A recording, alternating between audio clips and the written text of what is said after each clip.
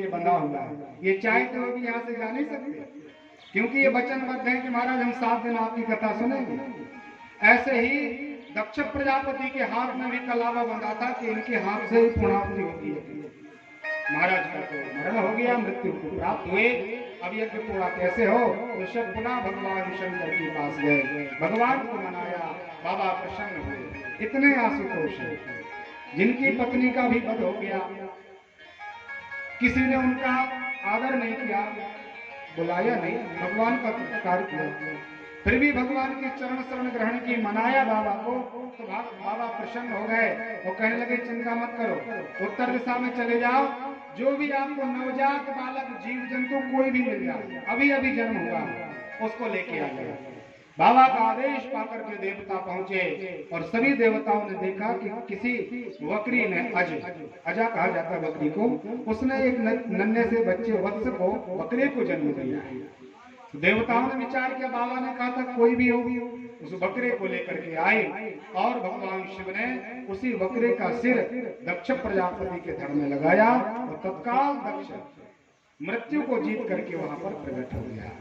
बोल मृत्युंजय भगवान की, काशी विश्वनाथ भगवान की, नमः पार्वती पतये हर हर महादेव।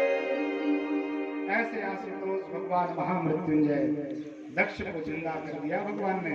प्रभु ने दक्ष के हाथ में पूर्णाहुति पात्र दिया, स्वयं भगवान शंकर ने पूर्णाहुति मंत्र गाया और दक्ष के ही हाथ से यज्ञ पूर्णाहुति को प्राप्त हुआ। तो जैसे ही आचार्य कहते हैं श्री राघवेंद्राय स्वाहा, तो यजमान भी प्रत्युत्तर देता है स्वाहा। ये तो अपन स्वाहा ना बोले तो देवता भाग नहीं लेता, आपको बुलाना पड़ता है स्वाहा कहने में, और स्वाहा बोलोगे वह ग्रास ग्रहण करेंगे। तो दक्ष प्रजापति का जो सर था, पूरा धड़ तो मानव का था लेकिन सिर लगा था बकरे का, तो आवाज स्वाहा शब्द में तो नहीं आई, ऐसे ही बकरे के मिमियाने की आवाज आई। तो भगवान थोड़े बेहशे, हंसी आ गई भगवान शिव को कि महाराज दक्ष का सर तो एक बकरे का लगा हुआ है। उस समय से प्रथा चलने लगी कि भगवान शिव के सामने गाल बजाते हैं, जो बम बम बम बम करते हैं, तो बाबा को अपने ससुर बाबा की याद आ जाती है और भगवान प्रसन्न होकर के बहुत आशीर्वाद प्रदान कर देते हैं। सभी देवता इकट्ठे हुए और सबने कहा महाराज जो शेष सामग्री बची वो सब भगवान शंकर की है, इसलिए रुद्र यज्ञ में कोई भी यज्ञ हो रुद्र कलश स्थापित किया जाता है और संपूर्ण साहित्य पर भगवान शंकर का अधिकार प्रदान किया जाता है। बाबा प्रसन्न होकर के, निमग्न होकर के अपने आश्रम पहुंचे। कालांतर में सती मैया ने पार्वती का स्वरूप धारण किया, दिव्य तप करके भगवान शिव को प्राप्त किया और पुनः रामचंद्र मानस में प्रवेश किया। यहाँ श्री सुखदेव स्वामी परीक्षित को कहते हैं राजन, इस कारण से दक्ष प्रजापति की जो बेटी सती थी उनके यहाँ कोई संतान आदि नहीं हो पाई और असमय में ही सती को अपने देह का त्याग करना पड़ा। श्री सुखदेव स्वामी परीक्षित को कहते हैं राजन, ये मनु महाराज के आकुति देवहूति और प्रसूति का चरित्र है। अब प्रियव्रत महाराज और उत्तानपाद के जीवन में प्रवेश किया। सबसे बड़े बेटे का नाम महात्मा प्रियव्रत था, मनु महाराज का बड़ा बेटा था। इन्होंने विचार किया कि हमें कोई ग्रस्त जीवन में नहीं जाना, हम तो आनंद से भगवान का भजन करेंगे, परमात्मा का आनंद लेंगे, हमें किसी प्रकार की गृहस्थी में फंसने की जरूरत नहीं। तो नितांत एकांत जंगल में जाकर के भगवान का भजन करने लगे, गृहस्थ जीवन का त्याग कर दिया। तो महात्मा सब लोगों ने विचार किया कि देखिए राजा बूढ़े होने वाले मनु महाराज, अब इनका उत्तराधिकारी तो कोई हो। तो छोटी बेटी उत्तानपाद के लिए धराधाम का राज्य दे दिया और कहा महाराज आप आनंद से राज्य करें। इनके 2 विवाह हुए, एक सुनीति नाम की कन्या के साथ इनका पहला पाणी ग्रहण संस्कार हुआ। 8-10 वर्ष बीत गए लेकिन महाराज के यहाँ कोई संतान का जन्म नहीं हुआ। तो महाराज जी ने विचार किया कि हम चक्रवर्ती हैं और हमें ऐसा आदेश है कि प्रजा उत्पन्न करने के लिए आप अन्य विवाह भी कर सकते हैं। राजाओं के लिए कई विवाह का आदेश था। तो राजा ने संतान उत्पन्न करने के लिए सुरुचि नाम की कन्या के साथ विवाह किया। पहले सुनीति थी, अब सुरुचि आई। सुनीति जो थी वो नीति के अनुसार चलती थी, राजा को नीति का मार्ग देती थी। तो जो रुचि आई है ये राजा को अपनी रुचियों के अनुसार बहाना है। हमारी भी 2 पत्नियां हैं, सबकी अंदर विराजी है। एक अपना मन है और एक बुद्धि है। बुद्धि अपनी सुनीति है और अपना मन सुरुचि है। बुद्धि कभी आपके ये नहीं कहती महाराज ऐसा गलत काम करो, बार बार कहती इसका परिणाम अच्छा नहीं होगा, लेकिन मन कहता है एक बार करो। आपकी रुचि कहती है कि महाराज एक बार हो जाएगा, क्या चिंता है। तो जो नीति की बात श्रवण नहीं करता उसको महाराज किसी प्रकार से कोई लाभ नहीं होता। रुचि में आकर के अनेक प्रकार से अपने जीवन को नष्ट कर लेता है। राजा ने भी यही किया। यहाँ माँ सुनीति गर्भवती हुई, बेटे को जन्म दिया, नाम रखा गया महात्मा ध्रुव। छोटा सा बेटा। एक बार सुरुचि ने कहा कि महाराज जी हम दोनों जन एक साथ रहते हैं तो मुझे आनंद नहीं आता, आप ऐसा करो या तो हमें अपने राज्य से अलग कर दो या फिर आप सुनीति को अलग करो। अब राजा ने विचार किया कि अभी अभी इसके साथ विवाह हुआ, संसार में हमारी अपकीर्ति होगी कि कैसा राजा है, विवाह करके वो इसने कन्या को दूषित करके छोड़ दिया। इसलिए लोकाचार से बचने के लिए राजा ने सुनीति का त्याग कर दिया, सुरुचि के साथ रहने लगे। एक अलग से घर दे दिया। मैया बिल्कुल सन्यास व्रत लेकर के रहने लगे। भगवान ध्रुव छोटे से बालक हैं। ध्रुव जी ने विचार किया कि चलो पिताजी की गोद में बैठे, उत्तान पाप जी हमारे पिताजी हैं। तो दौड़ करके आए और अपने पिताजी के सिंहासन पर बैठे पिताजी की गोद में। ध्रुव जी को देख करके सुरुचि जो इनकी छोटी माँ थी वो कहने लगी बेटा इस गद्दी पर बैठने का आपको अधिकार नहीं है, आप यहाँ बैठने के पात्र नहीं हैं। यदि आपको बैठने की इच्छा हो, इस गद्दी का आपको लालच हो तो ऐसा करो, भगवान से कहो हम अभी तत्काल मर जाएं और मुझे ऐसा भगवान कृपा करें, नारायण की हमारे ऊपर कृपा हो कि अब हम सुरुचि के गर्भ से जन्म लें। बेटा जब तू मेरी कुक्षी से जन्म लेगा तब इस राज सिंहासन पर बैठ पाएगा। भगवान ध्रुव जी ने विचार किया कि मैया ने तो परमात्मा का अपराध कर दिया, भगवान के नाम का भी बड़ा अहंकार में आकर के भगवान का तिरस्कार किया है। लंबी लंबी सांसों को खींच करके महात्मा ध्रुव जी अपनी माँ के पास आए और माँ से कहा मैया छोटी माँ ने तो मुझे इस प्रकार से कहा, बड़ा अपमान किया उन्होंने भगवान का, मेरा अपमान हो जाए मुझे कोई चिंता नहीं, लेकिन परमात्मा का उन्होंने अपराध किया। माँ सुनीति ने विचार किया कि अभी लोहा बहुत गर्म है और गर्म लोहे में यदि आप प्रहार करो तो तत्काल रूप परिवर्तित हो जाता है। गर्म लोहे को आप जैसा ढालना चाहो तत्काल ढल जाता है, और यदि आप चाहें कि ठंडे लोहे में आप प्रहार करें और उसको मोड़ना चाहें तो महाराज मुड़ेगा नहीं, वो टूट जाएगा। ऐसे ही 7वें स्कंद में भगवान महाभागवत प्रहलाद जी कहते हैं कौमारम आचरित सदा, कौमारी अवस्था में ही आचरण करना प्रारंभ कर देना चाहिए। अपने बच्चों के लिए माता पिता का ये दायित्व है कि सुंदर शास्त्रीय शिक्षा देनी चाहिए, और ऐसे माता पिता धिक्कार पूर्ण हैं जो केवल उदर पोषण की कथा सुनाते हैं, केवल उदर पोषण के लिए शिक्षा देते हैं, कोई शास्त्रीय शिक्षा कोई संस्कार अपने बच्चों के लिए प्रदान नहीं करते। उनके बेटे उनकी संतान फिर ऐन वालो बको यथा, उनकी संतान सभाओं में ऐसे ही अपमानित होती है जैसे हजारों हंसों के बीच में एक बगुला चला जाए तो बगुला का बड़ा अपमान होता है सुंदर सुंदर हंसों के बीच में। इसलिए शास्त्रीय शिक्षा की बड़ी जरूरत है, बड़ी आवश्यकता है। माता ने कहा कि देखिए अभी इसको एक प्रहार लगा, चोट लगी है, तत्काल इसका मन परिवर्तित हो जाएगा। कहा महाराज ये संसार की ऐसी रीति है, संसार के माता पिता ऐसे ही होते हैं। बहुत ज्यादा धन वृद्धि है, बहुत ज्यादा आप बलवान हैं, अनेक प्रकार की आपके पास विद्या है तो पत्नी आपको प्रिय कहेगी, बेटा आपको बार बार सम्मानित करेगा, आपकी माँ आपको कुल का दीपक कहेगी और आपकी बहन बहुत प्यारा भाई कहेगी। या जग में यदि प्रेम बढ़ावत, प्यारो है सबको नीको रुपया, माता कहे कुल का है दीपक, बहन कहे मेरा प्यारा सा भैया। आस पड़ोस में मान बढ़ावत, संसार में बहुत मान मिलता है पैसे के कारण, और इस संसार में जिसके पास द्रव्य आदि नहीं है तो महाराज उसका सब अपमान करता है। आप चिंता मत करो, आप परमात्मा का आश्रय लीजिए। भगवान पैसा नहीं देखता, परमात्मा स्वरूप नहीं देखता, भगवान आपके जाति का कोई ध्यान नहीं करता, भगवान आपकी विद्या पर नहीं जाता। निरक्षर होने पर भी भगवान प्रसन्न हो जाता है। किसी भी जाति में आपका जन्म हो तो परमात्मा कृपा करते हैं। आपके पास कितना भी कुरूपता हो, लेकिन भगवान का सच्चे भाव से आप यजन करो तो परमात्मा प्रकट होते हैं। दृष्टांत दिए, सबरी मैया नीच जाति में प्रकट हुई थी, भगवान ने जूठे बेर उनके खाए। कुब्जा 3 जगह से टेढ़ी थी, कुरूपा थी, लेकिन परमात्मा ने सर्वांग सुंदर बना दिया। अनंत ऐसे उदाहरण हैं जिनको कुछ भी ज्ञान नहीं था, उल्टा नाम जपहि जग जाना, बाल मीत भय ब्रह्म समाना, उल्टा पाठ करने पर भी भगवान प्रसन्न हो जाते हैं। ऐसे अकल कोटि ब्रह्मांड आदि नायक का आश्रय लीजिए। ध्रुव जी ने कहा मैया कैसे, वो भगवान हमें परमात्मा कहाँ मिलेंगे? तो माँ ने विचार किया कि यदि ये यहाँ मेरे साथ रहेगा तो इसको असूया भाव आ जाएगा।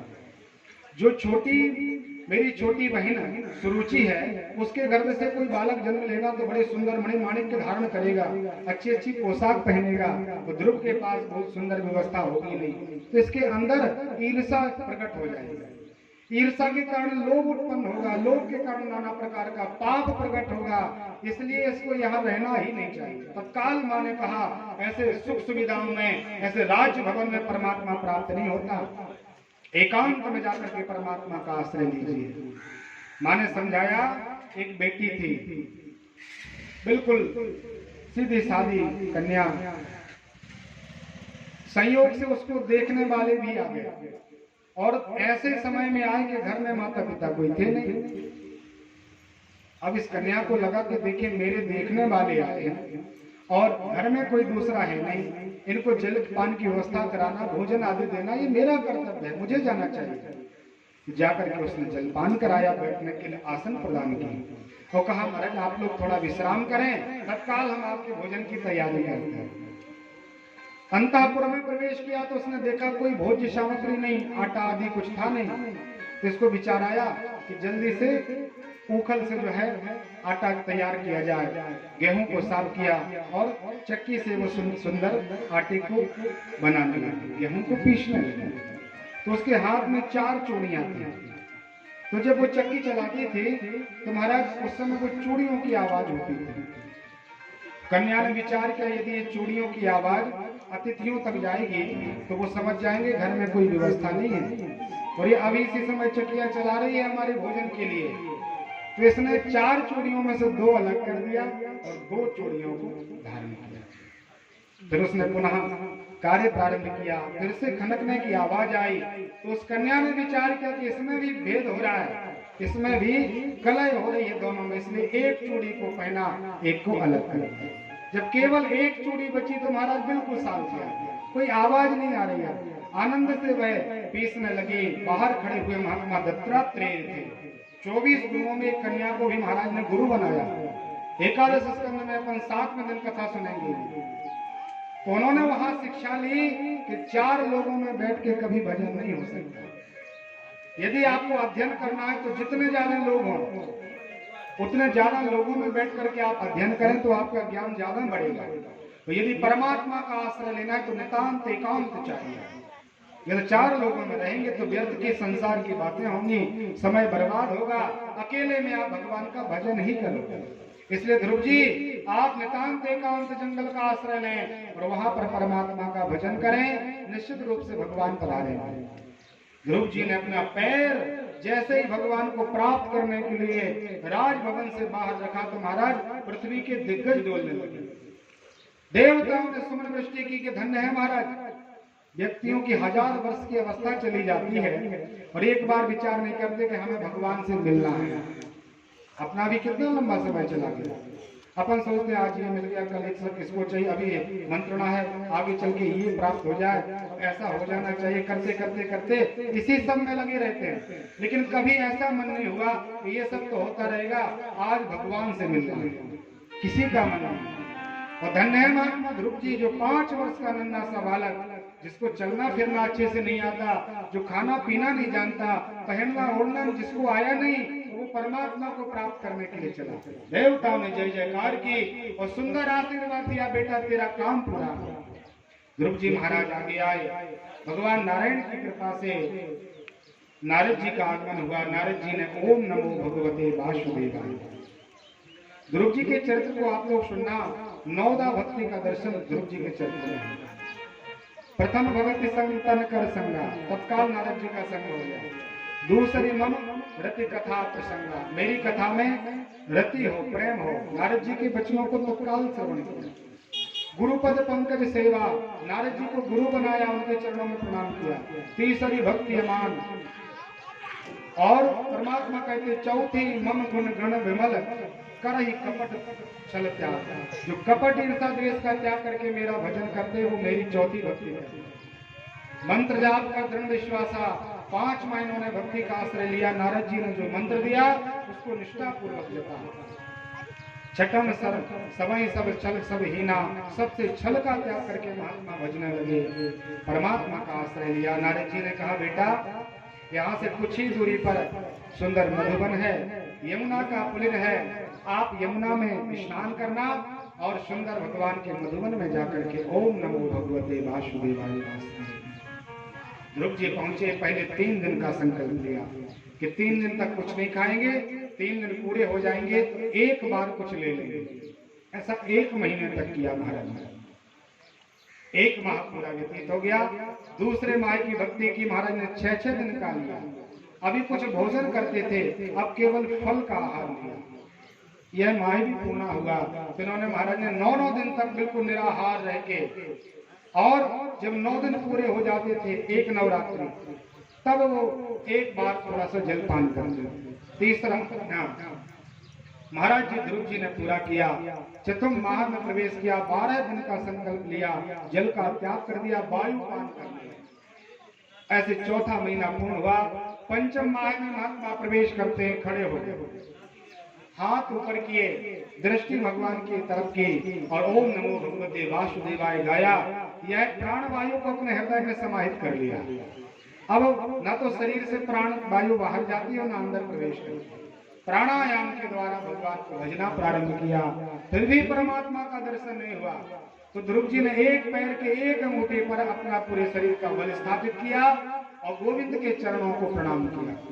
तब महाराज जैसे कागज को अपन बीच में दबाएं तो कागज चारों तरफ से फोल्ड हो जाता है, ऐसे ही ये धरती महात्मा ध्रुव जी के उस तेज तप को देख करके पीड़ित होने लगी और चारों तरफ से महाराज कागज की तरह ध्रुव जी के चरणों में प्रणाम करने लगे। महाराज अब आप अपना ये तपस्या त्याग दीजिए, संसार आपके तप से भस्मसात हो जाएगा। त्रिलोकी में जय जयकार ध्रुव की हुई। देवताओं ने भगवान नारायण को समाचार दिया, भगवान कृपा कीजिए, नन्हा सा बालक है और बहुत तपस्या में आगे बढ़ गया, आप कृपा करें महाराज एक बार। तो यहाँ श्री सुखदेव स्वामी महात्मा परीक्षित को कहते हैं, राजन अब भगवान दर्शन देने के लिए नहीं, उस बालक के दर्शन करने के लिए परमात्मा जा रहे हैं।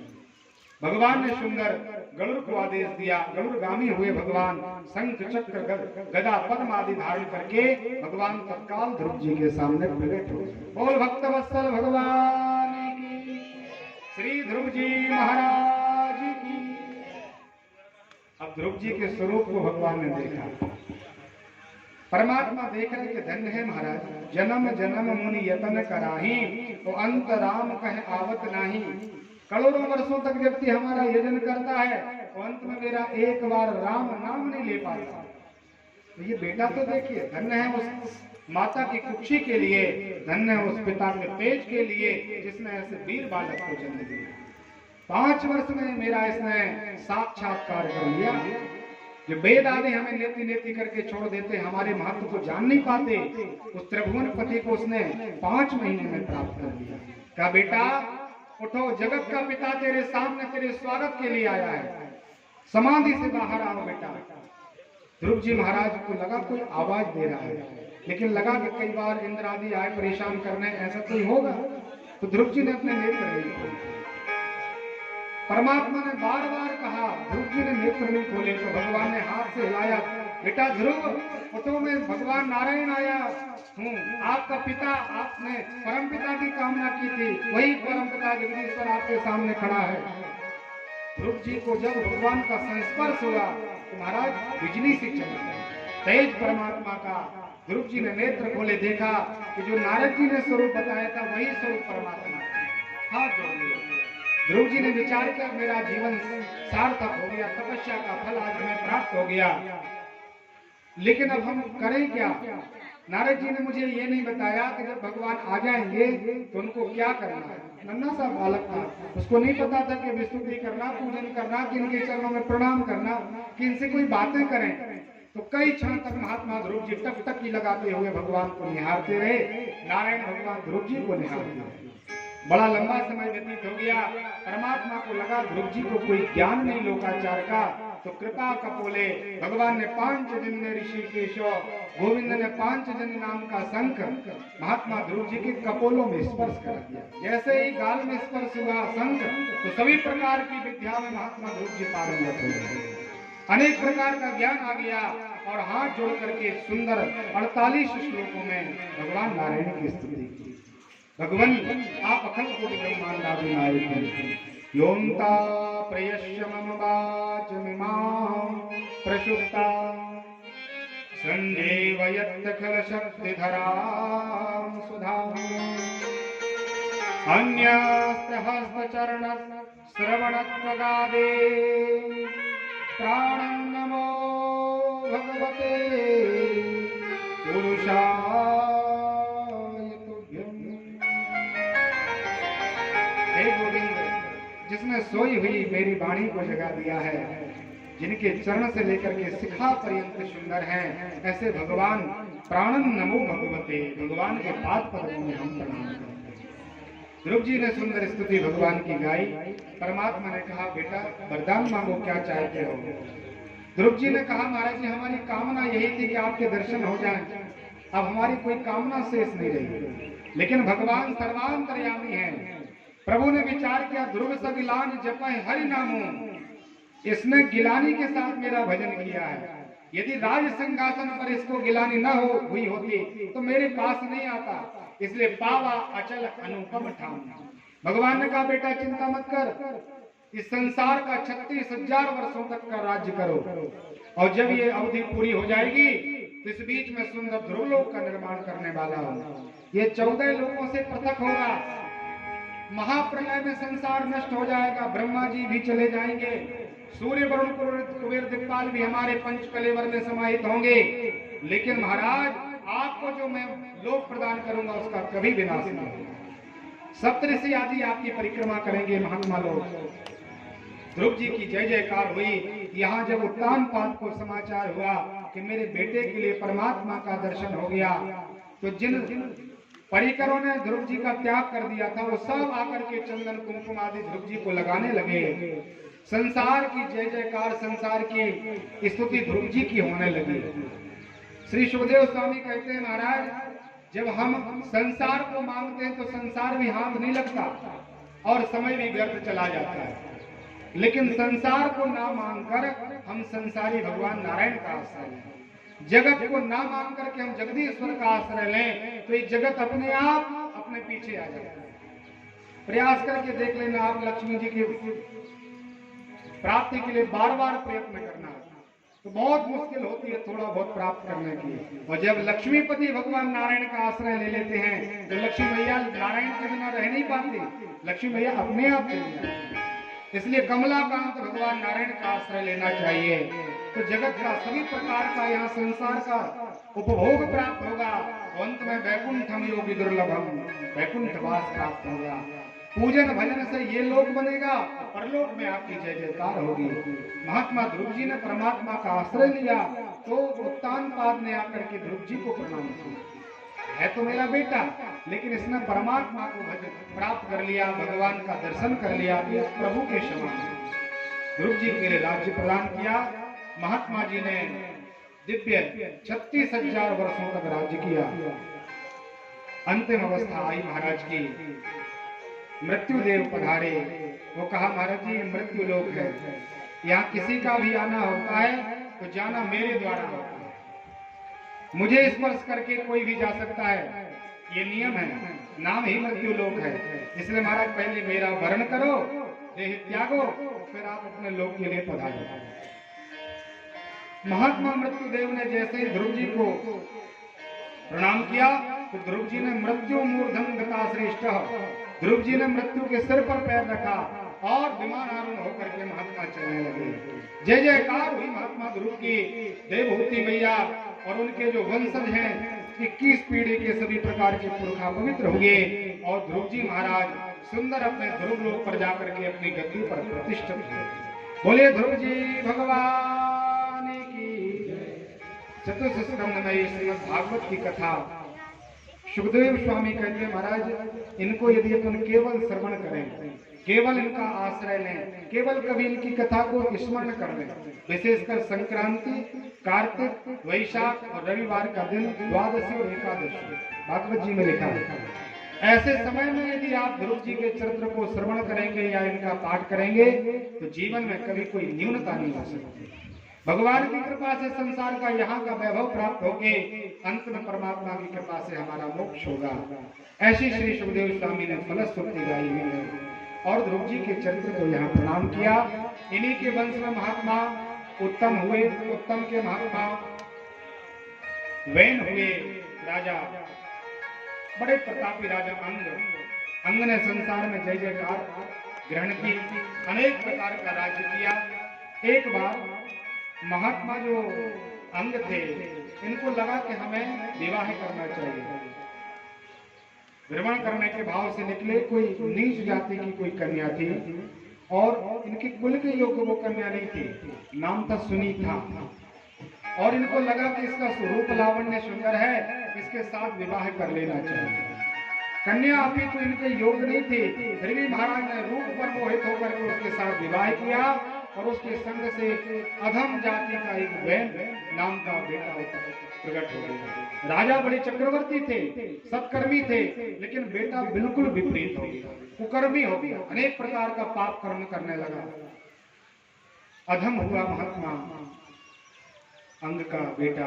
राजा को लगा कि देखिए इसको शिक्षा देनी चाहिए, बहुत समझाया, बार बार प्रयास किया, लेकिन फूल फरई न बेत जदपि सुधा बरसई जलद मूरख हृदय न चेत जो गुरु मिले बिरंची शम।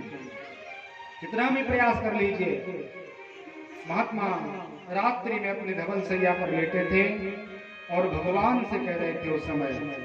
चौथे स्कंद की ये बहुत सुंदर कथा, इसमें 2 श्लोक हैं जिन्हें बैन गीत के नाम से प्रसिद्ध किया गया। इसमें महात्मा बैन ने अपने बेटे के उस दुराचार पाप कर्म के प्रति भगवान से प्रार्थना की और प्रभु से कहा, महाराज जो व्यक्ति निसंतान होते हैं, जिनके पास संतान नहीं होती है, उनके ऊपर आपकी कितनी बड़ी कृपा होती है, जो सभी प्रकार के द्वंद्वों से, सभी प्रकार के इस प्रकार के लोकाचार से बचे रहते हैं। हमारे यहाँ कुपुत्र जन्म लिया, क्या करें परमात्मा। अर्धरात्रि के समय महाराज ने अपने सैया का त्याग कर दिया, नितांत जंगल में जाकर के छुप गए। बड़ी खोजबीन की गई कि राजा कहाँ चले गए। रात्रि में तो शयन किया था शयन कक्ष में, बहुत प्रयास किया, 15-20 दिन व्यतीत हो गए, लेकिन राजा का कोई समाचार नहीं मिला। तो उनके बेटे के लिए ही राज्य प्रदान कर दिया। अधिकारी तो नहीं था, लेकिन बहन के लिए राज्य प्राप्त हुआ। दुष्ट दुराचारी हुआ और सबसे पहले पंडित जी लोगों का अपमान किया। कोई भी संसार में यदि दुष्ट व्यक्ति वल ग्रहण कर ले, पद ग्रहण कर ले, तो वो सबसे पहले ब्राह्मणों के पीछे पड़ जाता है, क्योंकि ब्राह्मण धर्म का वाहक है, ये धर्म का वहन करने वाले हैं, धर्म का प्रचार करने वाले हैं। तो विचार आता है कि धर्म को यदि नष्ट करना हो तो पहले पंडित जी लोगों को पकड़ो। ये तो कर रहे थे आचार्य। कहा महाराज जी ये सब क्या चल रहा है।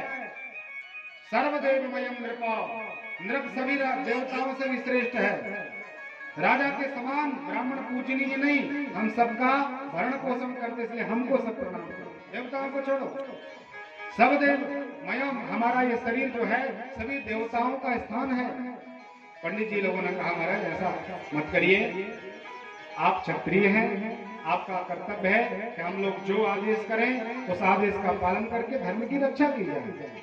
ब्राह्मण भगवान का मुख है, क्षत्रिय भगवान की बाहु है। ब्राह्मणों से मुखमासी बाहु राजन्या, ब्राह्मण प्रवचन मुख के द्वारा धर्म का प्रचार करते हैं। तो उसी तरह क्षत्रियों की एक परम कर्तव्य है कि अपने बाहु भुजाओं के द्वारा, बल के द्वारा इस धर्म की रक्षा की जाए। राजा आप हमारा सहयोग करें, बार बार कहा, लेकिन महाराज अपमान करने लगे कि आप लोग धन को इकट्ठा करने के लिए, चंदा इकट्ठा करने के लिए धर्म की आड़ में, दुनिया भर की बात है आजकल ये व्यक्ति करने लगे। पंडित जी लोग को कथाओं की आड़ में खूब धन इकट्ठा कर रहे, कोठियां बना रहे, महाराज 4 व्हीलर में घूम रहे, दुनिया भर की बातें चलती करते हैं। ये तो पक्का है कि कुछ लोग करते हैं, लेकिन कुछ अंश में व्यक्ति सबको उसके पीछे लपेट देता है। एक व्यक्ति के दोष में संसार के, उस जाति के या उस समुदाय के व्यक्तियों को दोष लगा देता है। पंडित जी लोगों ने समझाया कि देखिए, हमारे भाग्य में जो होगा हमें तो मिल जाएगा। ऐसा नहीं कि आप हमारी पूजा पंडिताई नहीं कराएंगे तो हमें प्राप्त नहीं होगा। जिसके भाग में जो है अवश्य प्राप्त होगा। देने वाला कोई साधारण व्यक्ति नहीं, देने वाला परमात्मा है। आप बिल्कुल चिंता न करें, आपको आनंद से भजन करेंगे। बार बार समझाया, लेकिन इनके पल्ले बिल्कुल नहीं पड़ा। नहीं, ब्राह्मणों का बड़ा अपमान करने लगे। इन लोगों ने विचार किया कि देखिए, राजा तो बड़ा दुष्ट हो गया, बड़ा अपमान कर रहा है संत का, ब्राह्मण का। मैंने बार बार कहा कि जो जिसके भाग्य में उसको वही प्राप्त होता है, कितना भी कुछ हो जाए। आप लोग भी अपने जीवन में देख लेना कि आप अपने घर में यदि 10 बजे भोजन करते हैं तो आप अपने अतिथि के घर जाना, तो निश्चित आपको उसी के आसपास भोजन प्राप्त होगा। आपका भाग्य है। यदि आप घर में सूखी रोटी खाते हैं तो आप कहीं भी चले जाएं, कितने भी धनवान व्यक्ति के पास चले जाएं, वहां भी आपको वही भोजन प्राप्त होगा। यदि आपका सब चरण बंदन करते हैं, प्रणाम करते हैं, जय जयकार करते हैं, तो आप कहीं भी चले जाएं महाराज, आपका जय जयकार। ये पक्का नियम है। एक बार क्या हुआ, एक आश्रम था, महात्मा वैरागी थे, सन्यासी थे, अनेक प्रकार का भंडारा चलता था इनके यहाँ। सब लोग पाने आते थे, भोजन भंडारा चलता था। चलते चलते क्या हुआ कि जिस सेठ की कृपा से भंडारा चलता था, जब वो आया तो अनेक प्रकार के महाराज पकवान तैयार किए गए, 56 प्रकार की व्यवस्था की गई, अनेक प्रकार की पूरी सब्जी आदि जो तैयारियां हैं चकाचक हुई, तो महाराज को भोजन कराया। भोजन उनका पूरा हो गया। उसके बाद 1 आध घंटे बाद एक भिक्षुक ब्राह्मण आया, कहा महाराज जी हम भूखे हैं, आज दिन भर से मुझे कुछ प्राप्त नहीं हुआ, इसलिए ऐसा आप कृपा करें महाराज, हमारा उधर पोषण हो जाए। पाकशाला में आदेश भेजा गया, कहा महाराज अब तो कुछ भी नहीं बचा, केवल 2 आलू रखे हुए हैं और कल की 2 रोटियां रखी हैं और कोई सामग्री नहीं, सब ये पूर्ण हो गया। पंडित जी को कहा महाराज जी ऐसी व्यवस्था है, आप यदि बहुत ज्यादा बुरा न माने तो महाराज जी स्वीकार करें। पंडित जी ने कहा ठीक है, और वो 2 आलू जो थे उसमें राम रस मिलाया, वो सूखी रोटी उन्होंने ग्रहण कर ली, पा ली। कुछ लोग ये देख रहे थे, उसको तो बुरा नहीं लगा ब्राह्मण को, लेकिन देखने वाले जो दूसरे लोग थे उन्होंने विचार किया यहाँ बड़ा भेदभाव चल रहा है, और सब दल बल इकट्ठा करके आंदोलन करने लगे उस संत के विपरीत। महाराज आप ये सब ठीक नहीं कर रहे हैं। जो सेठ साहूकार आया और उसको आपने चकाचक माल खिलाया, और हमारे गरीब ब्राह्मण आए उनको आपने भाषा भोजन खिला दिया। बड़े पक्षपाती हैं आप, आपका ये सब धंधा बंद करा देंगे। अनेक प्रकार का जाकर के वहां पर ये सब चल रहा है। संत पहुंचे हुए महात्मा थे, उन्होंने कहा महाराज आपको जो बंद कराना करा देना, थोड़ा सा हमारी बात सुन लीजिए। कहा ठीक है महाराज बताइए। कहा ब्राह्मण को बुलाओ, उस सेठ को भी बुलाओ। दोनों को बुलाया गया, बहुत सारे लोग इकट्ठे हो गए। निर्णय होना है कि आखिर इसमें संत ने इतना पक्षपात क्यों किया। कहते हैं कि हम तो परमहंस हैं, लिखते भी है महामंडलेश्वर पहुंचे 108 1008 इतने परमहंस जी महाराज, कोई ऐसा भेदभाव। संत ने सबको बुलाया और कहा महाराज जी देखिए, जिसके भाग्य में जो है वो मिलता है, चाहे हमारे आश्रम में आ जाए चाहे किसी दूसरे आश्रम में चला जाए, उसको उससे ज्यादा कुछ नहीं मिल पाएगा, ये पक्का नियम है। कहा कैसे? तो सबसे पहले तो उन्होंने व्यवहारिक ज्ञान दिया। कई लोग कहते हैं महाराज जी मंदिर में कोई आता है तो आप पूरा 1 लड्डू दे देते हो, किसी को केला का इतना सा भाग देते हो, जिसने 50-100 रुपए चढ़ाया उसको आप बहुत माल खिलाते हो, और हमने पैसे नहीं चढ़ाए तो महाराज हमें केवल चना चौंजी दे देते हो। ऐसा भेदभाव क्यों है? तो उन आचार्य ने समझाया कि देखिए व्यवहारिक ज्ञान में आप ये बताओ, पंडित जी तो केला खरीदते नहीं है। पंडित जी के पास जो लड्डू आया या जो मीठा आया वो आप दुकान से जाके नहीं लाए, वो किसी न किसी ने उनको दिया है, उनका नहीं है। लेकिन जो उनको ये देता है, व्यवस्था करता है, तो उनका ये कर्तव्य है कि उसको भी प्रतिफल प्राप्त होना चाहिए। तो साधारण व्यवहार में जो सेठ साहूकार के द्वारा इतना बड़ा भंडारा चल रहा है, वो संत तो कमाने जाते नहीं थे, उनके पास तो कोई आय का साधन नहीं था, लेकिन सेठ के द्वारा ऐसी व्यवस्था चल रही थी कि हजारों लोगों की प्रसादी चलती थी। तो महाराज ने विचार किया, जब सेठ के द्वारा इतनी व्यवस्था हो रही तो व्यवहार में हमारा भी कर्तव्य है कि एक दिन सेठ आया तो एक दिन चकाचक माल खिला दे। ये व्यवहार की बात है। और शास्त्र की बात महाराज ने बताई, कहा सेठ जी को बुलाया। सेठ जी आए, कहा महाराज जी आप ये बताइए परसों क्या खाया था? उन्होंने बताया महाराज ऐसे ऐसे हलवा पूड़ी आदि सब खाए थे। कल क्या खाया था? बोले महाराज इसी तरह 56 प्रकार का व्यंजन। हम कहीं भी जाए तो महाराज हमारी व्यवस्था तो वैसे ही होती है। और कहा हमारे आश्रम में क्या खाया? वो भी उन्होंने बताया कि इसी तरह हमें आपके आश्रम में भी व्यवस्था होगी। ब्राह्मण को बुलाया, कहा ब्राह्मण ठीक है, मेरे आश्रम में आपको सूखा भोजन प्राप्त हुआ, हमने आपको बासा भोजन दिया, लेकिन बिल्कुल सत्य बोलना, आपने 2 दिन पहले क्या खाया था? ब्राह्मण रोने लगा, कहने लगा महाराज मेरा घर परिवार तो कोई है नहीं, मैंने परसों भी सूखा भोजन और बासा भोजन खाया था, कल भी मैंने सूखा भोजन और बासा भोजन पाया, आज भी आपके आश्रम में आया, यहाँ अनेक प्रकार के रबड़ी माल पकवान आदि चकाचक बढ़ते हैं, लेकिन मेरा ऐसा भाग्य था कि मैं आपके यहाँ जब आया तो कोई सामग्री हमें प्राप्त नहीं हुई, आपके यहाँ भी वही सूखा भोजन और वो मुझे रोटियां हमें बासी प्राप्त। संसार के व्यक्तियों को संत ने समझाया कि देखिए जो जिसके लीलार में, जो जिसके भाग्य में लिखा है महाराज उसको कोई बदल नहीं सकता। कहे मुनि सहम मंत्र सब, जो विधि लिखा लीलार, देव धनुज नर नाग मुनि कोई न मिटे, कोई नहीं बदल सकता महाराज। इसलिए व्यर्थ में किसी को दोष मत दीजिए, अपने भाग्य का विचार करें कि आपका भाग्य कितना श्रेष्ठ है। बिल्कुल प्रैक्टिकली बात कहते हैं। हम एक बार यात्रा के लिए जा रहे थे, बहुत ज्यादा हम ये चर्चा तो नहीं करते, लेकिन आपको 1 मिनट के लिए बताएं। ट्रेन में थे, पैंट शर्ट पहने थे, तिलक भी नहीं लगाया था, सीट मिली ना मिली क्या पता, पंडित जी बन के चले जाए और सीट ना मिले, अपमान होता है हमारा। ऐसे ही चले गए और वहां जाके थोड़ी सी एक जगह मिली, हम बैठ गए। कुछ दूरी व्यतीत हुई, आगे चले, एक मैया आई, उनके लिए जगह नहीं थी, तो हमने कहा माता जी थोड़ा सा स्वभाव में रहता है, तो कहा माता जी थोड़ा बैठ जाइए, तो हम उठ गए और उनको बिठा दिया। तो माने कहा बेटा ऐसा तो कोई नहीं यहाँ पर हमें दिखा और आपने बड़ा सुंदर व्यवहार हमारे साथ किया, आप कौन? हमने बताया ऐसा ऐसा।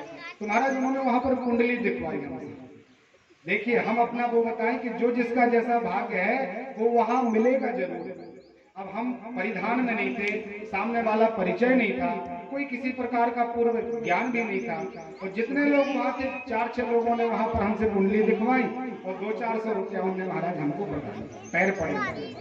तो हमारा भेष वहां पर वो नहीं था, लेकिन हमारे भाग्य में वो 400 रुपये वहां के भी थे, पैर पड़ने का हमारा वहां पर भी भाग्य था। इसलिए कहीं पर भी कोई चला जाए, आपके भाग्य में जो लिखा है वो आपको अवश्य प्राप्त होगा, कितना भी कुछ प्रयास करें, और नहीं है तो महाराज अनंत प्रयास करने पर भी आपको प्राप्त होने वाला नहीं।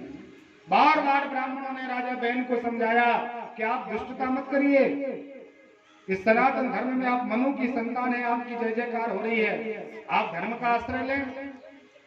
बार बार कहने पर भी उसने दुराचार किया, तो संबोहन विद्या के द्वारा उसके शरीर को समाप्त किया, शरीर को मथना प्रारंभ किया, तो उसके जांग वाले भाग से एक निषाद नाम का बहुत बड़ा एक पुरुष प्रकट हुआ। पूरा शरीर काला काला था, अनेक प्रकार के मच्छर मक्खी आदि लगे थे शरीर में, मैला कुचला शरीर था, अनेक प्रकार की दुर्गंध आ रही थी। तो ब्राह्मणों ने कहा कि महाराज ये तो त्यागने योग्य है, इसलिए उसका नाम निषाद रख दिया, और केवल जो जाति है वहां से वो जाति का प्राकट्य हुआ।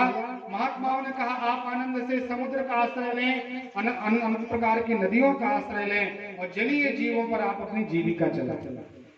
फिर महात्मा लोग आगे बढ़े और सुंदर मंत्र पढ़ते हुए मंथन भुजा का किया तो भुजा से भगवान का ही स्वरूप महात्मा पृथु जी का प्राकट्य हो गया।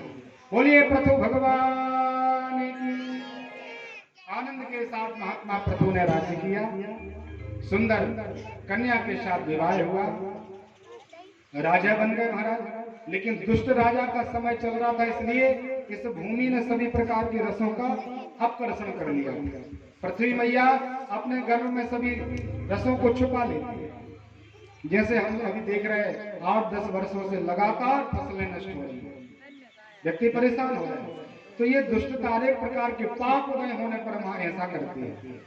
महात्मा पृथु ने मैया से पहले प्रार्थना की कि मां हमारी प्रजा भूखी मर जाएगी, आप कृपा कीजिए।